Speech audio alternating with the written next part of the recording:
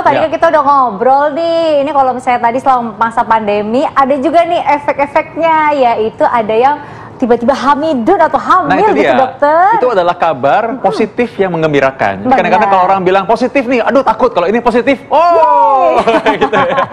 Karena sekarang ini kalau kabar hamil, kadang-kadang mereka juga jadi takut kadang-kadang. Nah, kita akan bahas sekarang bersama Dr. Ari SPOG. Dr. Ari, apa kabar?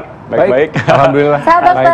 Gimana dok? Sekarang berarti banyak kunjungannya ya, karena orang yang... Ya, nggak juga. Justru sekarang emang kita sesuai dengan panduan, jadi kita menghindari datang ke rumah sakit sebetulnya. Jadi ANC itu panduannya kita jarangin malahan. Gitu. Kecuali emang ada satu kedaruratan baru dia datang ke rumah sakit dan ke dokter. Nah, nih dokter, banyak banget nih orang-orang yang bertanya. Ini ibu hamil yang terinfeksi COVID-19, ini dapat membuat kesehatan janin jadi terganggu. Ini fakta atau mitos, dokter? Ya, jadi sebenarnya begini. Ibu hamil sebenarnya mempunyai resiko yang sama ya. Mempunyai resiko yang sama untuk mendapatkan infeksi COVID. Ya, jadi tidak ada perbedaan antara ibu hamil sama nggak hamil. Nah, cuman secara umum sebetulnya kondisi imunitas ibu hamil itu turun. Jadi lebih mudah ada pada beberapa penyakit virus gitu ya. Kalau mengenai orang hamil tuh biasanya lebih berat. Jadi makanya ibu hamil harus lebih hati-hati. Oh, jadi itu fakta atau mitos nih, dokter? Kenapa? Jadi fakta atau mitos nih, dokter nih? Ada beberapa faktanya, emang benar begitu. Tetapi untuk COVID emang data itu kan karena ini penyakit yang baru ya. Kita belum punya banyak data. Jadi emang selama ini baru menunjukkan bahwa sebagian besar ibu hamil yang menderita COVID itu dia keluhannya emang hanya mild atau moderat. Nah, jadi dia banyaknya itu kalau udah di atas trimester 3 baru keluhannya itu berat. Gitu, itu yang emang data yang ada. Tapi kita tetap harus berhati-hati dengan asumsi tadi secara umum. Jadi sebenarnya mitos malah ya, karena sama aja sebenarnya. Sama aja sebenarnya. Jadi ini mitos. Jadi bukan berarti bahwa orang yang hamil lebih rentan. Sama aja tergantung tadi imunitas dan lain-lain tadi ya. Iya, jadi gini, sebelah gini. Poinnya ada gini.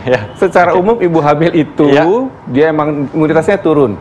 Walaupun kita belum punya data yang cukup tentang COVID. Jadi kita harus hati-hati untuk ibu hamil. Karena kondisi yang tadi. Tetap waspada intinya. Tetap waspada. Jadi memang kan ini sama aja kayak orang-orang lansia juga dibilang lebih rentan nggak? Sebenarnya nggak juga. Tapi yang penting imunitas dan kekebalan tubuh yaitu yang harus dijaga, kebersihan dan lain-lain ya. Jadi intinya itulah, tadi kita masih perlu banyak yang lain. Tapi mudah-mudahan semua sehat-sehat aja lah.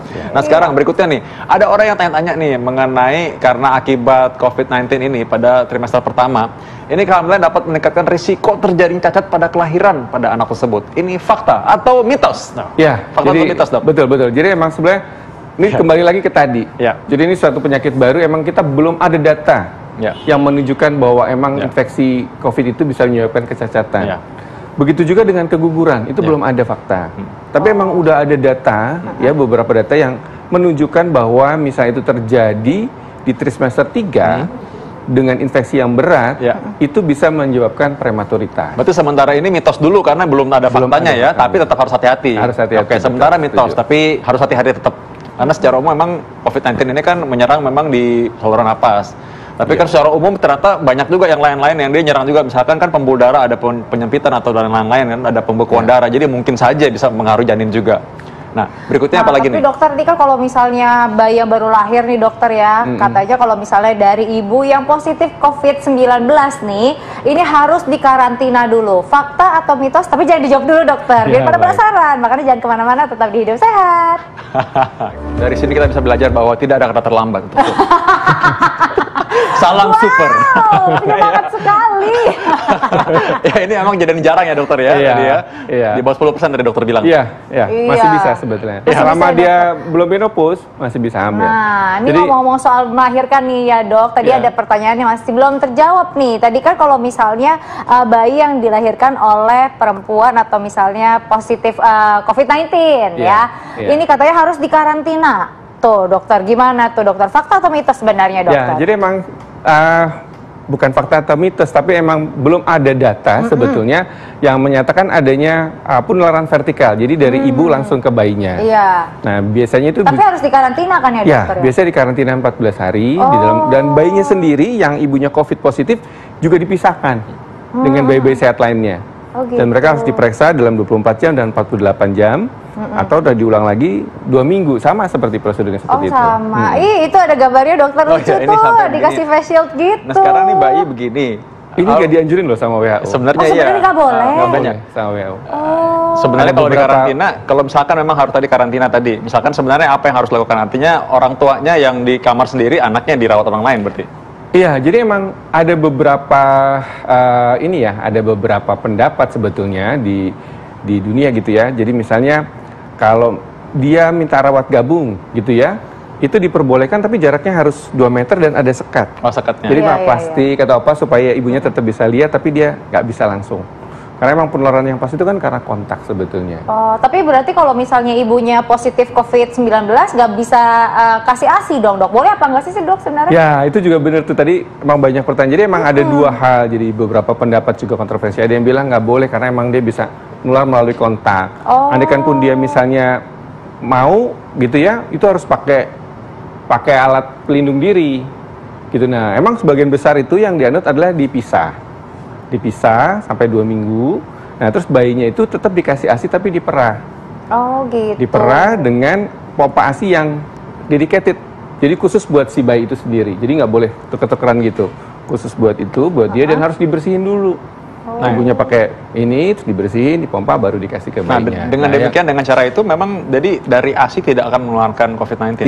Tidak ada data yang menyatakan bahwa virus itu ada di ASI. Ya, sementara ini enggak. Tetap bisa dikasih ASI-nya, cuman pemberiannya belum bisa langsung. Nggak boleh kontak langsung ya, dokter ya? Jadi harus bisa menularkan ke bayinya.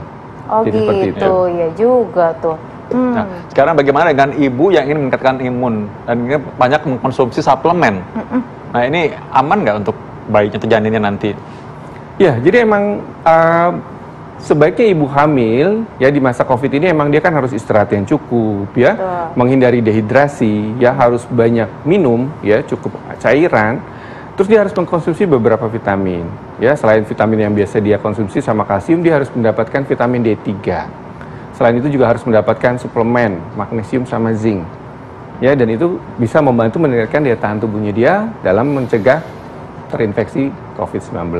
Nah, ini sejauh apa yang kita bilang berlebihan nih kalau suplemen? Kan kadang-kadang karena kita sekarang lagi era pandemi, sehingga orang mungkin akan sedikit berlebihan untuk nggak apa-apa dilebihin dikit. Jadi sebenarnya sebenarnya paling penting sebenarnya begini, kalau kita mengkonsumsi suatu vitamin atau apa, kita konsultasikan dulu kepada dokternya atau bidan. Jadi karena biasanya vitamin itu diberikan kalau misalnya ada tambahan vitamin ya, kalau dipandang oleh dokternya emang dia kemungkinan ada defisiensi, ada kekurangan. Misalnya gini, pola makannya cenderung membuat dia kekurangan kalsium, mungkin kalsiumnya bisa ditambah jadi 2 kali atau lebih. Secara umum vitamin apa yang biasa diberikan kepada ibu yang sedang hamil ketika masa seperti ini? Ya, jadi selain biasanya zat besi sama kalsium, biasanya kita tambahin vitamin C ya. Vitamin C, vitamin D3 sama vitamin yang mengandung magnesium sama zinc. Nah, kalau misalnya nih, Dok, ini kan lagi pandemi gini kan, jamu-jamuan gitu ya, herbal gitu, sebenarnya boleh nggak sih dikonsumsi sama wanita hamil lagi pandemi gini, Dok? Ya, jadi emang sebetulnya gini, kita belum ada satu penelitian data yang menyatakan itu. Kita nggak tahu apakah, jadi pertama gini, apakah benar manfaatnya buat meningkatkan imunitas? Kalau emang udah ada penelitiannya mungkin bisa dipakai. Yang kedua, apakah aman buat ibu hamil? Nah, itu juga mesti kita lihat. Jadi kita nggak boleh mengkonsumsi sembarangan ya. Jadi kita mesti lihat itu. Kalau emang 2 hal tadi itu nggak ada, jadi emang misalnya hal pertama dia benar bisa menyebabkan meningkatkan imunitas, dan kedua dia aman buat ibu hamil, nggak apa-apa. Nggak apa-apa ya, Dok. Tapi itu harus data yang bagus ya, yang bener ya. Gitu ya. Jadi jangan main asumsi sendiri. Oh, ini bagus untuk kekebalan tubuh, main diminum aja. Jangan dulu, dokter ya. Kita harus cari tahu dulu tetap ya. Karena nggak semua yang herbal itu juga ternyata aman ya. Bisa aja ada efek samping lain. Nah, sekarang ini sebagai konklusi supaya ada tips yang dibawa pulang oleh pemirsa yang ada di rumah. Sekarang satu, terinfeksi COVID-19 saat hamil itu sejauh apa bahayanya buat ibu dan juga janinnya? Ya, jadi gini. Emang tadi seperti saya bilang bahwa sebagian besar itu keluhannya ringan sampai moderat. Jadi hanya batuk, flu biasa, demam biasa. Beberapa pasien saya juga gitu. Jadi dengan isolasi aja dia sembuh sendiri. Tapi pada trimester 3 itu kan hamil rahimnya udah besar ya, dia napas aja juga udah agak susah ya. Nah, itu biasanya keluhannya akan lebih nyata.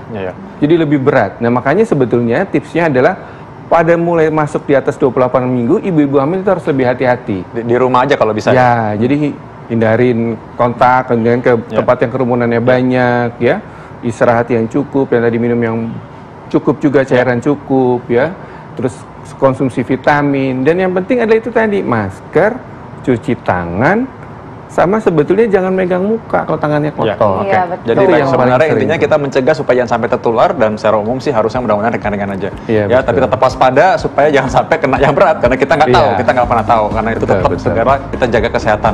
Dan saksikan informasi mengenai hidup sehat selalu di Hidup Sehat di sini sampai Jumat ya. Ya, TV One. Oke.